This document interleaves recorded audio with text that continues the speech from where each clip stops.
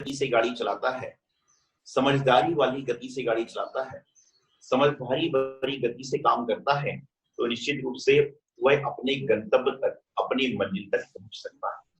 लेकिन वह यदि बिना गति के, बिना ज्ञान के चाहे गाड़ी चलाए, चाहे साइकिल चलाए, चाहे कार चलाए, चाहे एरोप्लेन चलाए, चाहे कोई भी साधन चलाए, यदि उसको गति का ज्ञान नहीं होगा तो वह अपने जीवन का कल्याण नहीं कर सकता, अपने गंतव्य पर नहीं पहुंच सकता। जिस तरह से जीवन की गति में ब्रेक जरूरी है, जिस तरह से जीवन की गाड़ी में, जीवन की गति रूपी गाड़ी में ब्रेक का होना जरूरी है, क्योंकि जहां पर ब्रेक होगा तो आपको मालूम चलेगा कि कहाँ मुझे ब्रेक दबाना है, कहाँ मुझे स्कूटर तेज करना है, कहाँ मुझे सारा काम संपन्न करना है। उसी प्रकार से हमारी जो, जैसे तो जैन धर्म में 4 गति है, देवगति, मनुष्य गति, त्रयंच गति और नरक गति। ये 4 गतियां होती हैं और ये 4 गतियां ही पूरे संसार का, पूरे वर्ल्ड का सारा भ्रमण करा देती है। तो हमें क्या करना है, यहाँ पर गति और मति को समझने का प्रयास करेंगे कि जिंदगी में जिस तरह से गतिमान बनो, प्रगतिशील बनो, लेकिन प्रगतिशील बनने के लिए आपको अपने गंतव्य पर जाना है, तो किस गति से चलना होगा, इसको आपको ध्यान रखना है।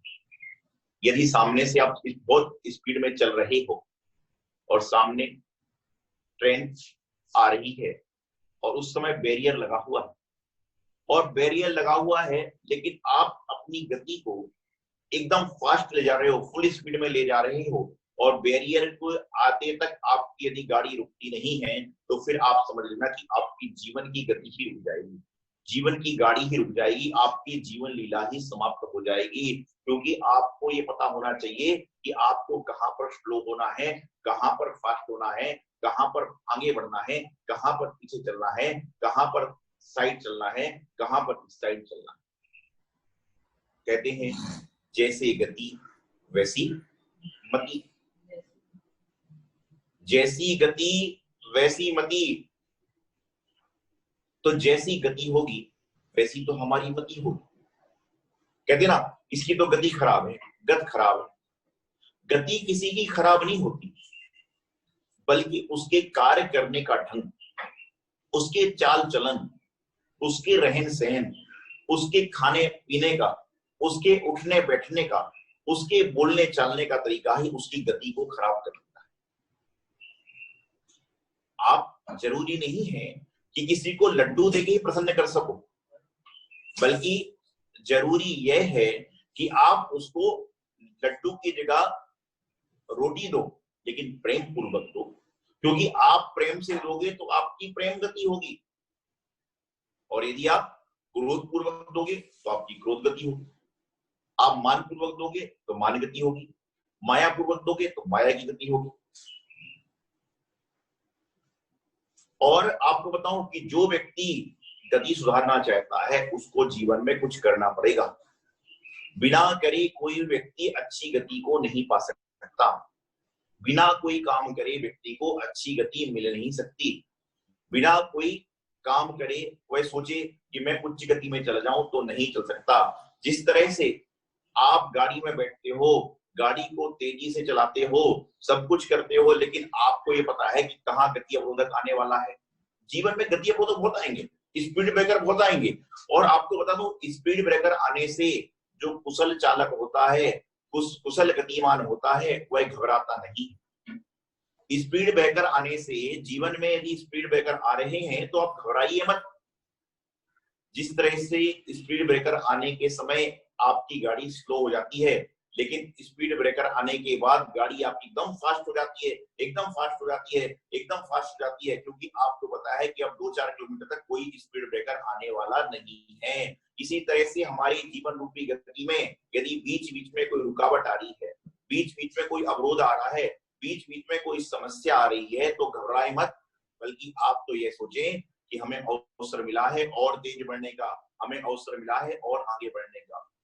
अरे छोटी मोटी अवरोधक से क्या घबराना, इंसान तो वह है जो चट्टान को भी तोड़ के पत्थर बना देता है, तो छोटी मोटी गति से क्या घबराना है।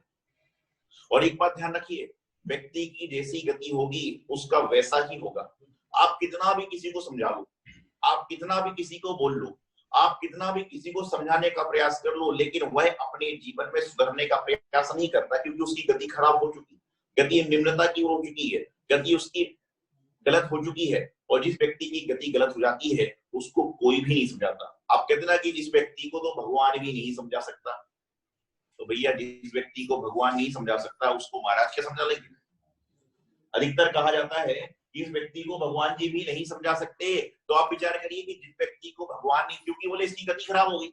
ऐसा नहीं है, गति को सुधारा भी जाता है, गति को भी सुधारने का प्रयास हम लोग कर सकते हैं, लेकिन कैसे कि सम्यक संगति से, अच्छे लोगों के साथ उठने बैठने से, अच्छे विचार रखने से, अच्छी क्रिया करने से, अच्छी वाणी बोलने से हमारी गति सुधर जाती है। आप हारे को भी जीत सकते हो। किस तरह से? आप हारे को भी जीत सकते हो अपने अच्छे व्यवहार से। और अच्छा व्यवहार कब होगा? जब आपकी अच्छी गति होने वाली होगी, तो आपके जीवन का अच्छा व्यवहार होगा। ध्यान रखिएगा, यदि आपकी गति बिगड़ जाएगी तो लोग आपके पास बैठना पसंद नहीं करेंगे, लोग आपसे बोलना पसंद नहीं करेंगे, बोलेंगे इस व्यक्ति की गति खराब हो गई, इसका स्वभाव ही ऐसा हो गया। आपको स्वभाव को बदलने के लिए कोई ट्रेनिंग लेने की जरूरत नहीं है, कोई प्रवचन सुनने की जरूरत नहीं है, आपको कुछ पढ़ने की जरूरत नहीं है। आपको सिर्फ क्या करना है कि अपने विचारों को शांत करने की जरूरत है, अपने आप में अध्ययन करने की जरूरत है, अपने अंतरंग को पढ़ने की जरूरत है कि मैं क्या पढ़ रहा हूं, मैं क्या गलत कर रहा हूं। प्रत्येक व्यक्ति, मैं रोज कहता हूं ये बात, प्रत्येक व्यक्ति सुबह से शाम तक का लेखा जोखा बनाए और यह देखे कि उस व्यक्ति ने मुझसे मुंह किस कारण से बोला, उस व्यक्ति ने मुझसे बात किस कारण से नहीं करी। तो अगले दिन आप देखोगे कि आपके जीवन में एक नई ऊर्जा का संचार होगा, एक नई चेतना का संचार होगा, और जो गति नीचे की ओर जा रही है वह गति आपकी ऊपर की ओर जाने लगेगी। तो जैसे व्यक्ति की गति होती है वैसे उसका भाव होता है, वैसे ही उसका विचार होने लग जाता है। कई लोग इतने कामचोर होते हैं, इतने आलसी होते हैं, इतने कामचोर होते हैं कि उनको आप कुछ भी करा दो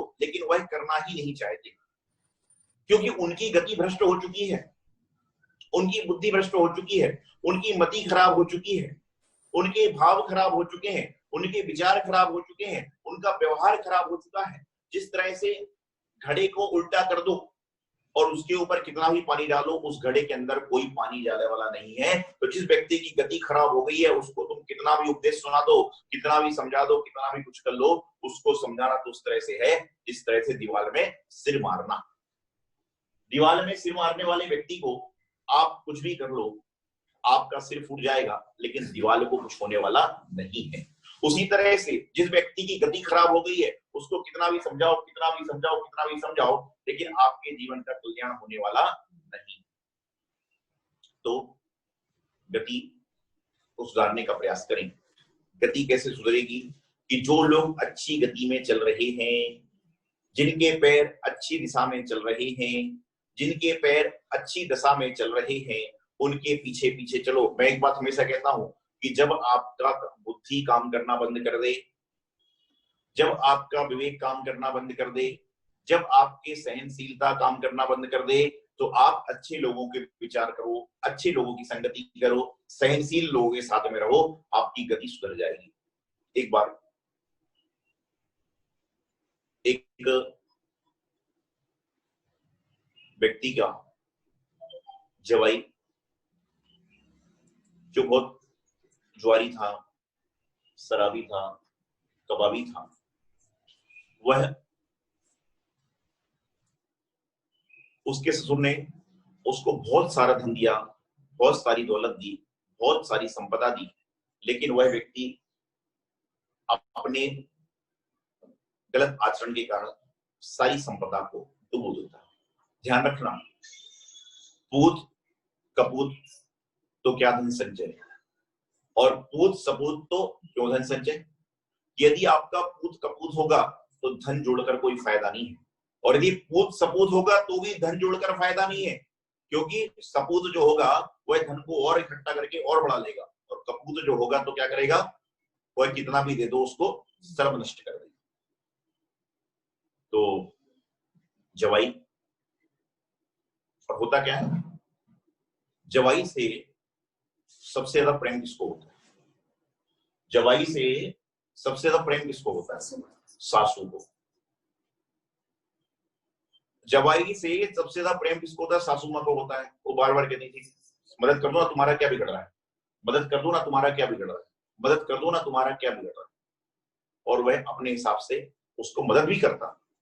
लेकिन जब अति हो गई, और ध्यान रखना अति की हमेशा क्षति होती है। आप ज्यादा किसी को समस्या दोगे ना, वह व्यक्ति आपसे एकदम किनारा करके समाधान पाने का प्रयास करेगा। आप ज्यादा किसी को तंग करोगे, ज्यादा किसी को तकलीफ दोगे, चाहे संसार में हो, चाहे संन्यास में हो, चाहे स्कूल में हो, चाहे ऑफिस में हो, आप किसी को बार बार परेशान करोगे बिना कारण, वह आपसे किनारा काट लेगा, आपकी बात नहीं सुनेगा। तो बार बार था ससुर जी बोला मैं कुछ नहीं करूंगा, ये निकम्मा हो गया है, आलसी हो गया है, जुआरी हो गया है। एक बार ससुर जी दूर देश में पहुंचे यात्रा करने के लिए, व्यापार करने के लिए, और इतने में उनकी पत्नी ने जवाई को बुलाया और सोचा यदि मैं इसको पैसे देती हूं तो यह जुआ खेल लेगा, शराब पी लेगा और गलत काम कर लेगा, लेकिन मैं अपनी बच्ची को कुछ तो पहुंचा दूं। तो उसने क्या किया, मोतीचूर के लड्डू बनाए। मोतीचूर के लड्डू बनाए और हर लड्डू में एक एक सोने की गिन्नी रख दी। मोतीचूर के लड्डू मंगाए और हर लड्डू में एक एक सोने की गिन्नी रख दी।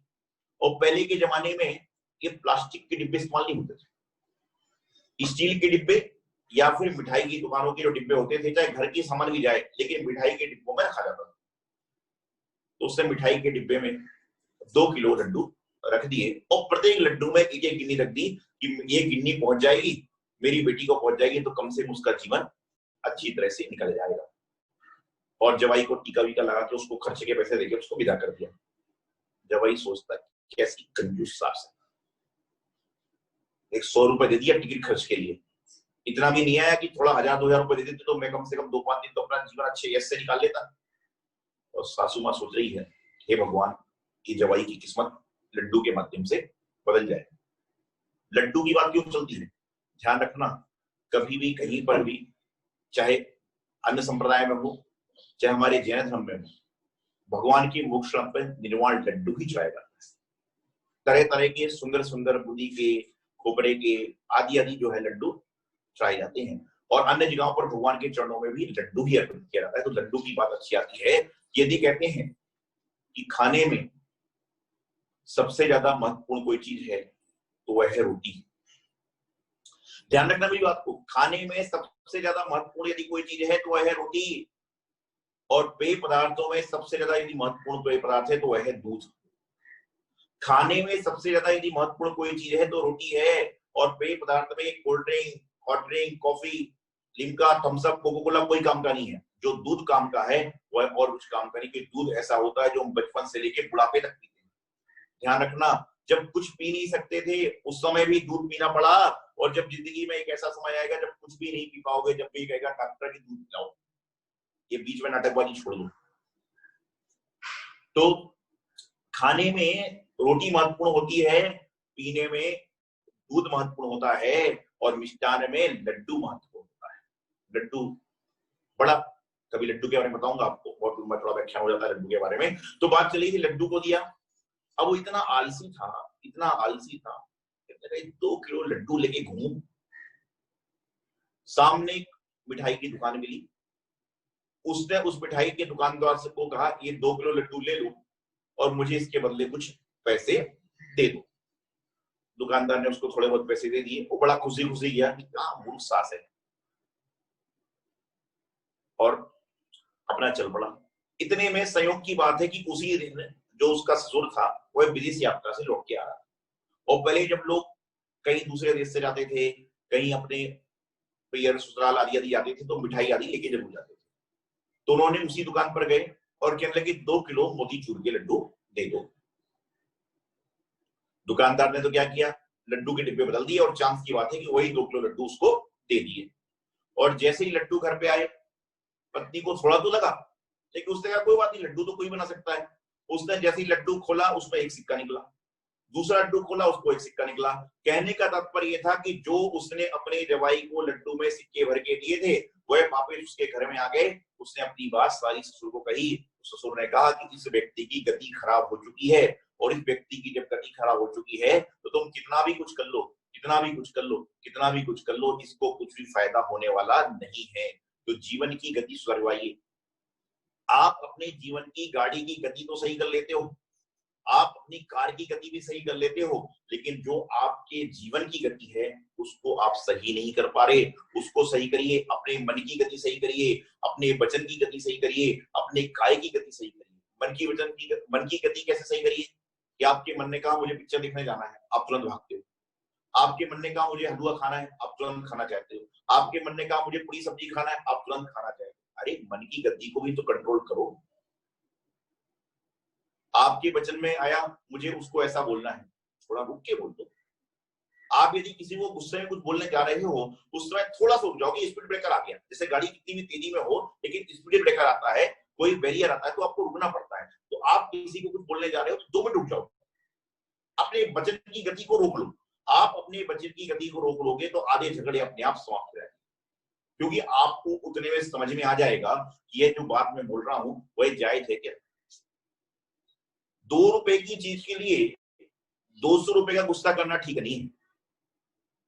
2 रुपए की चीज के लिए 200 रुपए का गुस्सा करना कोई समझदारी नहीं है, वो बेवकूफी है। तो जैसी गति होगी वैसी मति होगी। गति के बारे में समझा, अब चलते हैं मति के बारे में। मति ये 2 तरह से होती है, एक होती है कुमति और एक होती है सुमति। जिस व्यक्ति की कुमति हो जाती है उसको सारा काला दिखता है, और जिस व्यक्ति की सुमति हो जाती है उसको काले में भी सफेद दिखाई देता है। अपने जीवन को कुमति से हटाएं, अपने जीवन को सुमति की ओर ले जाने का प्रयास करें। कुमति से सुमति की ओर जाने में आपको खाली कु से सु की ओर जाना है, लेकिन जिस तरह से हिंदी की वर्णमाला में का खा गा गा ता था दा पा पा बा सा कितने देवा जाता है, का से लेकर सा तक जाने में आपको कितने सारे अक्षर को पढ़ना पड़ता है, कितने सारे वर्ड को पढ़ना पड़ता है, कितने सारे शब्द को पढ़ना पड़ता है। उसी तरह से कु से सु तक जाने के लिए बीच में इतने सारे अक्षरों की यात्रा पूरी तय करना पड़ेगी। और ध्यान रखना, मति भ्रष्ट हो गई तो जिंदगी में कहीं भी कुछ नहीं मिलेगा। अब कितना ये मति भ्रष्ट आदमी, इसकी मत मारी गई। मत क्यों मारी जाती है आपको बता दूं, जिस व्यक्ति की लत खराब हो जाती है उसकी मत जरूर मारी जाती है, और जिस व्यक्ति की लत खराब हो जाती है उसको लाते ही पड़ती है। जिस व्यक्ति की लत खराब हो जाती है उसको लाते ही पड़ती है, और जिस व्यक्ति की मत खराब हो जाती है उसकी मति मारी जाती है। लत को सही करोगे मत अपने आप सही हो जाएगी। लत मतलब जरूरी कि जो शराब पी रहा हो शराबी ही लत वाला है। लत मतलब ये है कि घर में रहते रहते भी फालतू चीजों करने की लत पड़ जाए, स्कूल में रहते रहते भी फालतू चीजों की लत पड़ जाए, परिवार में रहते रहते भी फालतू चीजों करने की लत पड़। लत से क्या है, खाने पीने से मतलब नहीं है, लत से आदत, जो हमारी कुछ लोग की आदत होती है खाली बैठे क्या करें। एक व्यक्ति आया, बोले महाराज जी मैं बड़ा परेशान रहता हूं। मैंने मरी मत सोचा तू क्या नया आदमी है, जितने भी आते सारे परेशान है। परेशान तो हम भी खुद चल रहे हैं। कोई विद्यालय में जाने के लिए परेशान है, कोई घर से परेशान है, कोई दुकान से परेशान है, कोई व्यापार से परेशान है। आज तक ऐसा कोई आदमी नहीं आता जो कहता मैं तो संतुष्ट हूं। तो मैंने पूछा परेशानी का कारण क्या है। बोले मैं कुछ काम ना करूं तो मुझे बड़ी परेशानी होती है। मैंने काम किया करो। बोले क्या काम करूं। अरे घर में जाओ आटा गूंथने लग जाओ। बोले महाराज जी वो काम करूंगा तो काम और बढ़ जाएगा। दुकान में जाओ तो शटर तुम ही खोलने लग जाओ। इंसान की आदत ये पड़ चुकी, खाली बैठेगा तो परेशान। पहले के जमाने में आदमी खाली बैठता था तो परमात्मा ने उनके पास माला दे दी और वह अपनी माला का जाप करता था, हाथ से माला से आदि आदि से। पहले के जमाने में इंसान जब पढ़ता था रहता था तो लोग उसको परमात्मा ने किताब दे दी कि भाई पन्ने पलटते जाओ, ऐसे करके पन्ने पलटते जाओ। और आज के समय में इंसान जब खाली होता है तो इसमें लगा हुआ है। कि आदमी खाली हो गया है, जो चीज को आप एक बार देख चुका है बार बार उसको देख रहा है, फोन के माध्यम से, फेसबुक के माध्यम से, टेलीग्राम के माध्यम, तमाम से जो चीज को एक बार देख चुका है। मैं आपको एक बात बताना चाहता हूं कि जो पिक्चर आप थिएटर में परिवार के साथ आकर देख लेते हो, उस पिक्चर का ट्रेलर फिर देखता है आदमी, दोबारा फिर पिक्चर का यदि छोटा सा शॉट आ रहा है फिर देखता है आदमी। कोई बात नहीं, देखो अच्छी बात। जो न्यूज मैं देखता हूं, अभी कोरोना चल रहा है, हर आदमी को रात के 8 बजे का इंतजार रहता है कि 8 बजे क्या न्यूज आने वाली है, और सारा हिंदुस्तान पूरी उस न्यूज को देख रहा है। उसके बाद जब व्हाट्सएप ग्रुप में आ रही तो बड़े गौर से पढ़ रहा है, तो तूने देखा क्या? कोई बात नहीं, ऐसी चीज को भी आप देखिए, लेकिन कम से कम जब इस तरह की बात सुनते हो तो उस तरह से जब मेरा प्रवचन भी आप सुन रहे हो तो बाद में भी सुनो ना। अरे वो तो सुबह सुन लिया था, जो चीज आप मंदिर में पूजा करके आए हो बाद में उसको विचार करो ना। जब आप सारा काम 2-2 बार करते हो तो यह काम एक बार क्यों करते हो? तो मति जो है, जीवन में मति को सही करना है, और मति सही करने वाले हम नहीं होते, परमात्मा होते हैं, गुरु होते हैं, परिवार के पालक होते हैं। हमारे परिवार के माता पिता के हाथ में होता है कि बच्चों की कैसी गति करें, बच्चों की कैसी मति करें। एक बार एक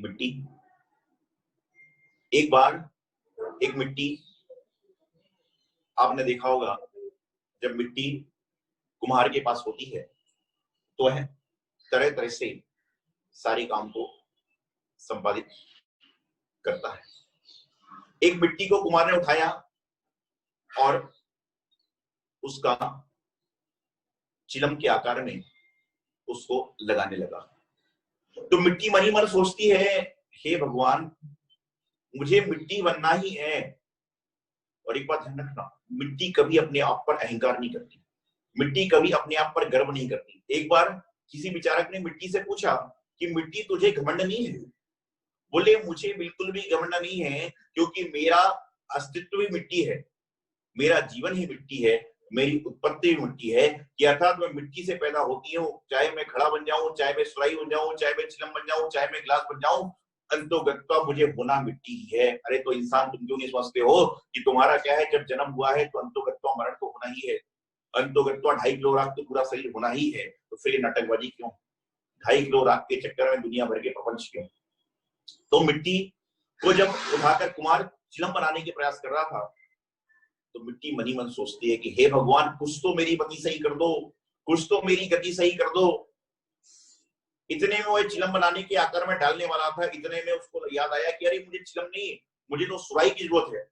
उसने क्या किया, उस मिट्टी को सुराही के सांचे में ढाल दिया। मिट्टी के मन में बड़ी प्रसन्नता हुई, वह कहने लगी मैं चिलम बन जाती तो खुद भी जलती और लोगों को जलाती, मैं यदि चिलम बन जाती तो खुद भी जलती और लोगों को भी जलाती, और मैं सुराही बन गई तो खुद भी ठंडक कर रही हूँ और लोगों के गले को भी ठंडक पहुंचाऊंगी। आप सोचिए, छोटी सी मिट्टी यदि चिलम बन जाती है तो खुद भी गर्म होती है और लोगों को भी गर्म करती है, और छोटी सी मिट्टी जब सुराही के घड़े में पानी बन जाती है तो खुद भी ठंडक मिलती है और दूसरों को भी ठंडक मिलती है।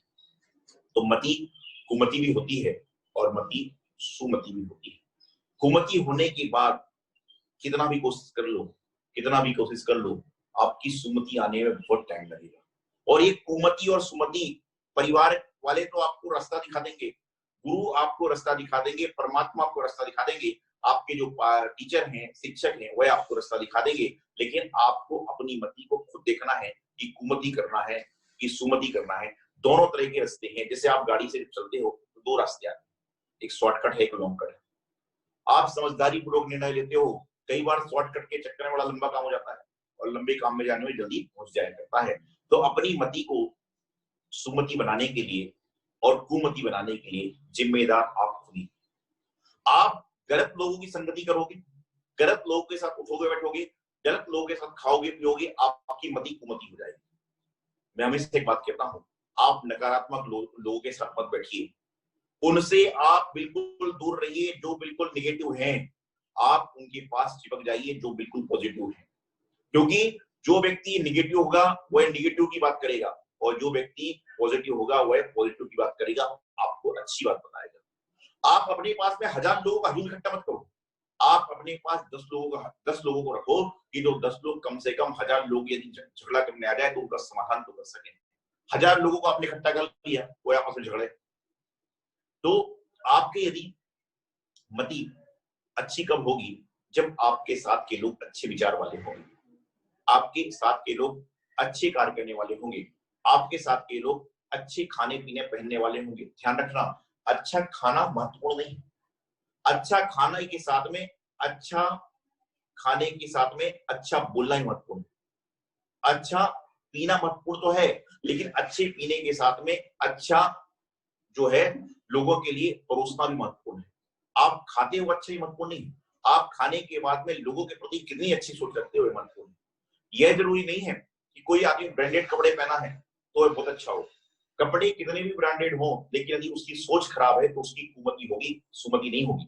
और कपड़े चाहे मध्यम हो, लेकिन उसकी सोच यदि अच्छी है तो समझ के चलना कि उसकी सुमति हो जाएगी। ध्यान रखिएगा, महंगी गाड़ी में चलते समय रास्ते में यदि कोई व्यक्ति अंधा चल रहा है और रास्ता पार नहीं कर पा रहा है, उस समय आप अपने ड्राइवर से कहते हो गाड़ी साइड में करना, और खुद भी नहीं जा पा रहे हो तो ड्राइवर से कहते हो कि जाओ उस अंधे को रास्ता पार करा दो, तो समझ के चलना कि तुम्हारी मति सुमति की ओर जा रही है।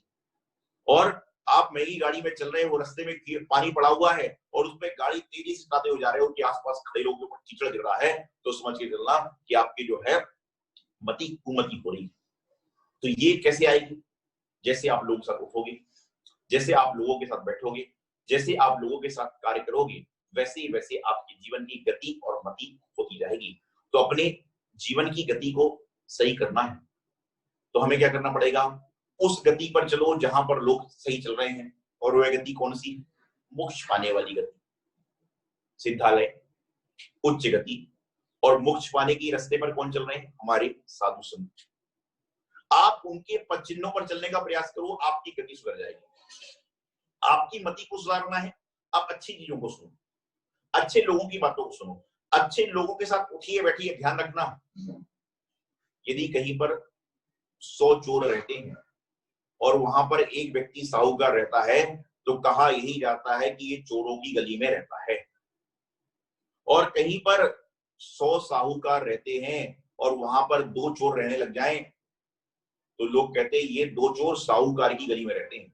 कि चोर को तो चोर ही कहा जाएगा, चाहे वह साहूकार की गली में रहे चाहे चोर की गली में रहे। लेकिन यदि चोरों की गली में कोई साहूकार रह जाए तो कहेंगे चोरों की गली में आ गया, इस पर भी सामना आ जाए। आप सोचते होंगे, उससे लोग कहते हैं कि महाराज जी आपके यहाँ जब अभिषेक चलता है तो नर नारी सारे 25 आदमी अभिषेक करने खड़े हुए हैं, और इनको यदि कोई एक व्यक्ति अशुद्ध छू जाए तो सारे बाहर क्यों होते हैं? अरे भाई 100 किलो दूध में एक नींबू ही तो सत्यानाश कर देता है।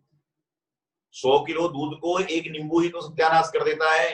इसी तरह से जो है एक 100 अच्छे लोगों में एक बुरा ही आदमी, आप लोग कहते हैं ना, एक अनार, एक सड़ा अनार सारे अनारों को सड़ा देता है। कहावत होती है तरह तरह की, एक अनार 100 बीमार। अलग अलग तरह की होती है। मछली वाली कहावत मैं नहीं बोलता हूँ, हम लोग जैन धर्म के लोग हैं, ये बात क्या बोलना कि एक मछली सारे तलाक हुआ है, तलाक क्या है सारा। तो मैं आपको बताना चाह रहा हूँ कि एक सड़ी वस्तु सारे एक जैसे कहते हैं ना कि शरीर में यदि कोई सलन हो जाए तो क्या होता है? शरीर का कोई यदि एक अंग गल जाए तो डॉक्टर कहता है कि इसको हटा दो, इसको सही कर लो, नहीं तो क्या होगा कि पूरा शरीर तुम्हारा खराब हो जाएगा। उसी प्रकार से तुम्हारी जो मति खराब करने वाली चीजें हैं, जो तुम्हारी गति खराब करने वाली चीजें हैं, उनसे बचने का प्रयास करो। और उनसे बचने का प्रयास कैसा करो? कि कुछ नहीं करना है। कु से सु में जाने के लिए आपको थोड़ा सा अपने भावों में, थोड़ा सा अपने विचारों में, थोड़ी सी अपनी भावनाओं में, थोड़ी सी अपनी संगति में, थोड़े से जो हमारे आसपास के लोग हैं उन पर ध्यान दो। आप जब मेरी बात को सुनते हो रोज 20 मिनट, 25 मिनट, आधे घंटे, 35 मिनट, उस समय ऐसा लगता है कि आज कुछ भी हो जाए, घर में कितना भी तूफान मच जाए, लेकिन मैं झगड़ा नहीं करूंगा। व्यापार में चाहे कुछ भी हो जाए, स्कूल में चाहे कुछ भी हो जाए, लेकिन मैं नहीं करूंगा। लेकिन जैसे ये बात कब तक रहती दिमाग में? जब तक मैं बोल रहा हूँ और आप सुन रहे हो। और जैसे ही माहौल मिला और आपका काम वही हो गया, तो सुनने का फायदा क्या है? सुनाने का फायदा क्या है? बोलने का फायदा क्या है? बताने का फायदा क्या है? तो गतिमान बनो, गतिशील बनो, कर्मवान बनो, मतिवान बनो, सुमतिमान बनो, लेकिन कुमतिमान मत बनो। आपकी गति अच्छी हो, आपकी मति अच्छी हो, तो अपने जीवन का कल्याण करें। जीवन का कल्याण कैसे होगा कि जो कल्याण के पथ पर चल रहे हैं। आप मांगते किससे हो? जिसके पास होता है। मैं हमेशा एक बात कहता हूं कि मांगो उसी से जो दे दे खुशी से। मांगो उसी से जो दे दे खुशी से, मत मांगो उससे जो देता है उदासी से।